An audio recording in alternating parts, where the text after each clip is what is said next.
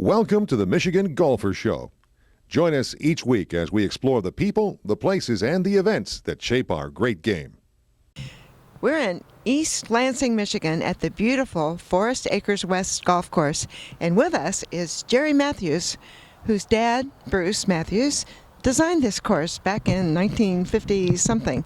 So, Jerry, welcome. It's good to see you again. Good to see you. Thank you for being here. Well, it's very cool to be talking to you because we have to congratulate you for having two courses in the Michigan Golf Course Hall of Fame Course of the Year. The first being Timberstone, and today we're going to talk about Sycamore Hills. One of the unusual things about Sycamore Hills is that it was designed from the beginning as 27 holes. Tell us about designing that course and some of the challenges you had.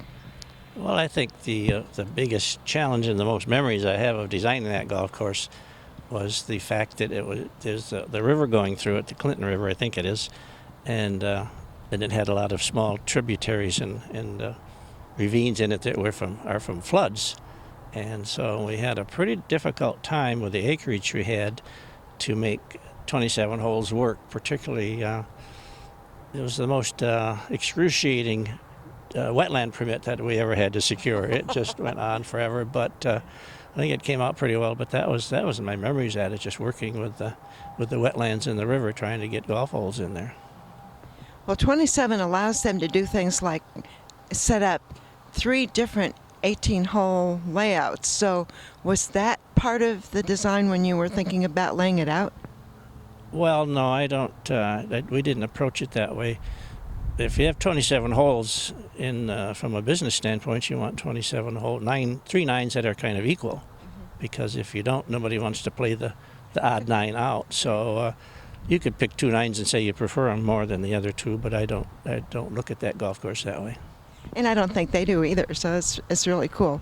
One of the things that struck me about the course is you've got the Clinton River going through it, is you have carries over water.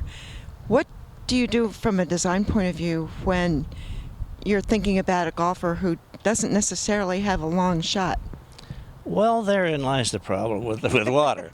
Well, number one, I don't worry about golfers with low handicaps. I mean, I don't worry about them at all.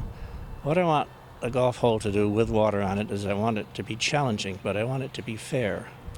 So the only way you can do that is build different tees, as is logical. And the main thing I worry about is the ladies.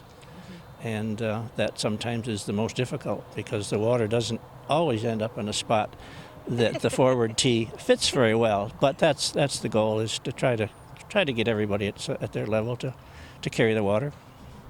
So you've had a chance to visit in recently.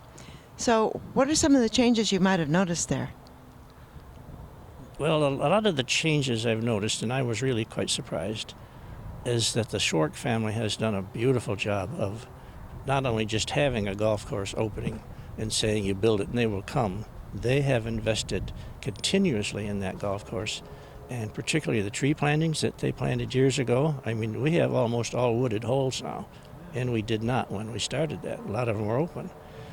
And they've done a lot just to improve the golf course in general. A lot of little areas, boardwalks and things that we had to get in, and they've just done an awful lot to that golf course. And frankly, it's a lot better than it was when it opened, by a lot. I mean, it's through their efforts. They've done a wonderful job.